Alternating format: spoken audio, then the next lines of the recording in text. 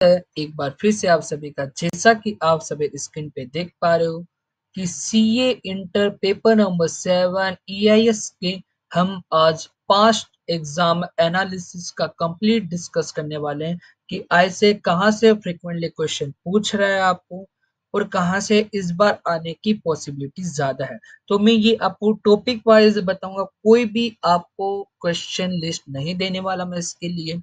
ठीक है, आपको इसमें इम्पोर्टेंट टॉपिक के बारे में भी आपको पता चलेगा दोस्तों। ठीक है, और फिर हम सेकंड नंबर आप सभी के लिए मैं ये लेके आया हूँ दोस्तों, जिसमें आप सभी देख सकते हो कि क्वेश्चन वाइज टॉपिक आपको बताया गया है कि कौन से एग्जाम में कौन सा क्वेश्चन कितने मार्क्स तक का कहाँ से पूछा गया है। ठीक है, इससे आप अच्छे से एनालिसिस कर सकते हो और होप सो आप सभी को इससे अच्छा एनालिसिस पास्ट एग्जाम पेपर का नहीं मिल सकता। ठीक है, आप सभी को जैसे इंपॉर्टेंट क्वेश्चन लिस्ट दी जाती है, मैं वैसा बिल्कुल नहीं करूंगा। ठीक है, आपको इंपॉर्टेंट टॉपिक बताऊंगा क्योंकि इंपॉर्टेंट टॉपिक में से कोई भी क्वेश्चन कहीं से भी आ सकता है। ठीक है, क्योंकि ये कोई बोर्ड के या कॉलेज से एग्जाम नहीं है कि आप 4-5 क्वेश्चन देख लिए, रट लिए और पास हो जाओगे, बिल्कुल नहीं है ऐसा दोस्तों। ठीक है, ऐसे आपको हमेशा टेक्निकल क्वेश्चन पूछता है और आपको ज्यादातर अनएक्सपेक्टेड ही पूछा जाता है। ठीक है, तो मैं कोई भी क्वेश्चन आपको नहीं बता रहा, सीधा अब हम चलते हैं अपने फर्स्ट नंबर जो चैप्टर था ऑटोमेटेड बिजनेस प्रोसेस। तो इसमें से आप सभी को पता है कि ये आप सभी को पता है कि जो अपना फर्स्ट नंबर क्वेश्चन आता है उसमें 3 और 2 मार्क्स के क्वेश्चन आते हैं और बाकी 6 और 4 मार्क्स के आते हैं। ठीक है, तो इसमें सबसे पहले जो लास्ट अटेम्प्ट में या जो इससे पिछले वाला अटेम्प्ट था May 22 वाले में, तो इसमें 3 मार्क्स के क्या है इंट्रोडक्टरी पार्ट में से क्वेश्चन आपको पूछा गया था। ठीक है, फिर इसमें से जो जेन 21 था उसमें आया था, तो इसमें से फ्रीक्वेंटली क्वेश्चन आ रहे हैं लास्ट 2 अटेम्प्ट से, तो इसमें बेसिकली आपको ये दिखा रहा है कि इसमें छोटा क्वेश्चन बनता है। ठीक है, और फिर risk and control of business process में से फ्रीक्वेंटली आप देख पा रहे हो क्या किस हद तक की वेटेज से पूछा जा रहा है। 10 10 6 6 और फिर भी 10, ये देखो 6 8, तो ये हमेशा आईसीआई के लिए फेवरेट रहा है दोस्तों। सो आपको इस बार भी इसमें से आपको जरूर पूछेगा पूछेगा मुझे ऐसा लगता है। और फ्लो चार्ट भी एक आपके लिए इंपॉर्टेंट कॉन्सेप्ट है क्योंकि इसमें 4 मार्क्स तक का, मतलब पिछले 4 अटेम्प्ट से अब तक नहीं आया है, तो इस बार आपको फ्लो चार्ट में से भी देखने को मिल सकता है। तो इस बार के लिए जो 2 इम्पोर्टेंट टॉपिक है वो हमारे लिए ये 2 टॉपिक है दोस्तों। ठीक है, और इसमें से आपको बेसिकली कोई एमसीक्यू पूछ सकता है। ठीक है, तो ये था हमारा चैप्टर नंबर 1 का डिस्कस जो अप्रोक्सीमेटली 10 मार्क्स तक की वेटेज रखता है। ठीक है, फिर आता है अपना सेकंड नंबर चैप्टर, ये है अपना फाइनेंशियल एंड अकाउंटिंग सिस्टम। इसमें से बेसिकली इंटीग्रेटेड ईआरपी में से फ्रीक्वेंटली क्वेश्चन देखने को मिल जाए। ठीक है, ज्यादातर तो इसमें से आपको आ सकता है। और फिर आता है business process module, last 3 attempt से ये भी एक बहुत ही इंपॉर्टेंट कॉन्सेप्ट है। बाकी ये जो 3 कॉन्सेप्ट है इसमें से कुछ ज्यादा वेटेज नहीं है। ये मैनेजमेंट इंफॉर्मेशन सिस्टम और बिजनेस रिपोर्टिंग क्या रिपोर्टिंग सिस्टम में से आपको 3 मार्क्स तक का क्या है फर्स्ट नंबर वाले में दिख सकता है। ठीक है, और बाकी 2 टॉपिक की ज्यादा अब तक की वेटेज नहीं रही है, बट मैं ऐसा बिल्कुल नहीं कहूंगा कि आपको बिल्कुल छोड़ के जाना है। एक बार इससे बस गो थ्रू कर लीजिएगा। बाकी आपको अगर ना किसी को रटना है या समझ के पढ़ना है तो इन 2 टॉपिक को अच्छे से कीजिएगा, बिल्कुल अच्छे से, सो दैट आप एग्जाम में अच्छा लिख पाओ।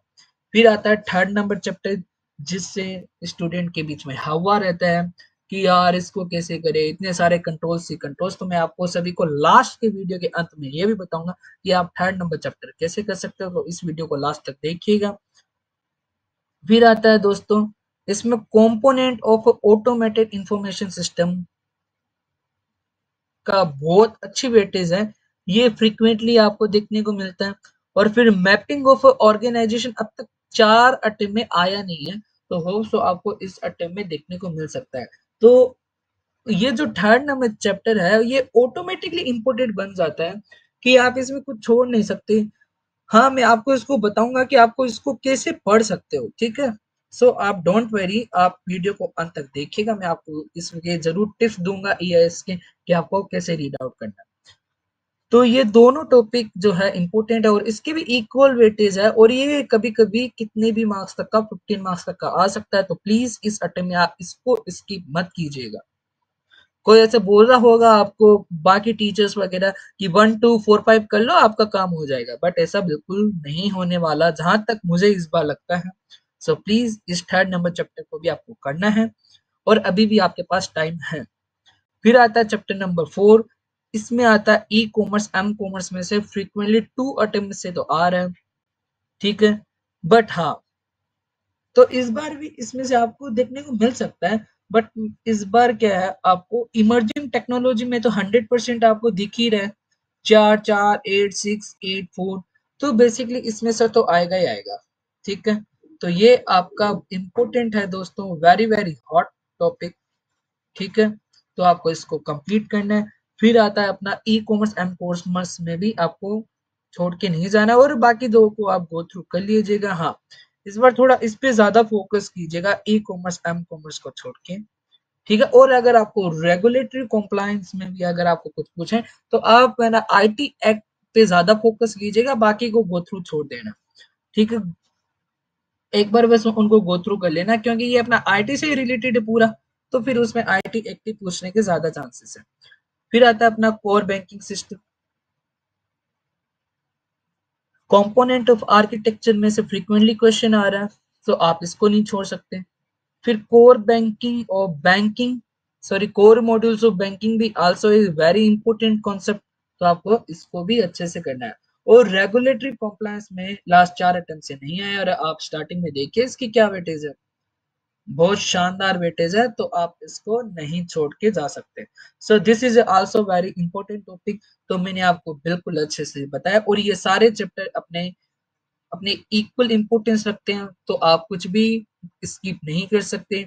और फर्स्ट नंबर चैप्टर में आपको ये बता दूं दोस्तों, जो स्टैट्यूटरी रेगुलेटरी कॉम्प्लायंस, इसमें सिर्फ पनिशमेंट देख लेना कि कौन सी सेक्शन में कौन सा अगर का आपने क्राइम किया है तो कितना पनिशमेंट है, ठीक है। उसमें बना पनिशमेंट का एक चार्ट बना लेंगे ना कि यार जिससे आपको रीड करने में इजीली हो, तो उसमें से चार्ट में से आपको एमसीक्यू देखने को मिल सकते हैं।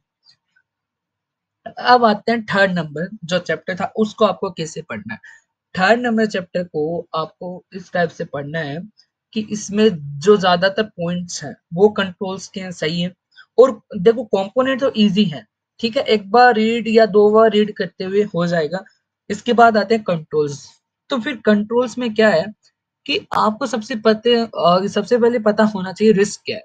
तो फिर अगर आपको रिस्क पता है तो आप उसके अगेंस्ट क्या कंट्रोल लगा सकते हो, आपको वो भी धीरे धीरे आप उसका आइडिया होगा, जैसे जैसे आप उसको रीड करोगे फिर आप उसको एग्जाम में लिख सकते हैं। और फिर आपको तो पता ही है कि ऑडिट वाला है, अरे यार आप सभी को पता है ऑडिट में पढ़ाया भी जाता है टेस्ट ऑफ कंट्रोल कैसे करते हैं, ठीक है। तो फिर अगर आपको कंट्रोल पता है तो फिर वो वहां से कोरिलेट हो जाएगा। और लास्ट वाला जो मैपिंग ऑफ ऑर्गेनाइजेशन है, मतलब कौन से डेटाबेस मॉडल है या फिर डेटा माइनिंग है, तो फिर वो आपका कंप्लीट एनालिसिस हो जाता है दोस्तों। आपको इस टाइप से इसको रीड आउट करना है। सो मैंने आपको अच्छे से बताया और ये आप सभी को पता है लास्ट चार्ट किसका है, कि आपको क्वेश्चन वाइज आपको बताया गया है कि कौन सा क्वेश्चन कितने मार्क्स का किस अटेम्प्ट में आया था, ठीक है। तो ये था हमारा ईआईएस का कंप्लीट एनालिसिस। होप सो आपको ये वीडियो जो है वो इंफॉर्मेटिव लगा होगा और आपके एग्जाम के लिए बेनिफिशियल है और 1.5 डेज में आप इस टाइप से अच्छे से रिवाइज कर सकते हो। आपको क्या करना है क्या नहीं आप अच्छे से देख सकते हो। सो होप सो आपने इस वीडियो को एंजॉय किया होगा और वीडियो अगर आपको इंफॉर्मेटिव लगा हो तो लाइक कीजिए, शेयर कीजिए एंड सब्सक्राइब करके बेल आइकन को प्रेस कीजिए, क्योंकि बाकी सब्जेक्ट के लिए भी ऐसे ही वीडियोस आपको देखने को मिलने वाले हैं। और आप सभी को पता है कि अपनी ऑडिट की रिवीजन सीरीज भी चल रही है, तो उसको मिस मत कीजिएगा। डिटेल रिवीजन है और क्विक रिवीजन है, और जो आईसीआई का जो अपना स्टडी मटेरियल है तो उसको बेस बनाया गया है, क्योंकि आपको अल्टीमेटली उसी की लैंग्वेज लिख के आनी है, ठीक है। सो दोस्तों, और आप सभी को पता है कि अगर आप लाइक करोगे शेयर करोगे तो ही ये जो अपना जो वीडियो है बाकी स्टूडेंट तक जाएगा, ठीक है। सो इसको देखिए एंड शेयर कीजिए सो डेट अपने जो बाकी स्टूडेंट्स हैं तो वो भी इसका फायदा उठा सके। सो दोस्तों, मिलते हैं अपने नेक्स्ट वीडियो में। और हाँ, एक चीज़ और कि ये जो अपना लिस्ट है मैं अपने टेलीग्राम ग्रुप में डाल दूँगा, उसका लिंक मैं डिस्क्रिप्शन में दे दूँगा दोस्तों। सो आप उसको भी जॉइन कर लीजिएगा और हाँ, एक चीज़ और कि आप मुझे कमेंट करके बता सकते हैं कि आपको कौन से जो कि क्या है ना कौन-सा सब्जेक्ट का आपको पहले एनालिसिस चाहिए। तो है ना जितने ज़्यादा कमेंट होंगे तो मैं वोटिंग के हिसाब से आपके लिए उसको पहले लेके आ जाऊँगा, ठीक है? या फिर मैं अपनी साइड से है ना देखूँगी पहले मैं आपके लिए क्या लेके आऊँ, ठीक है?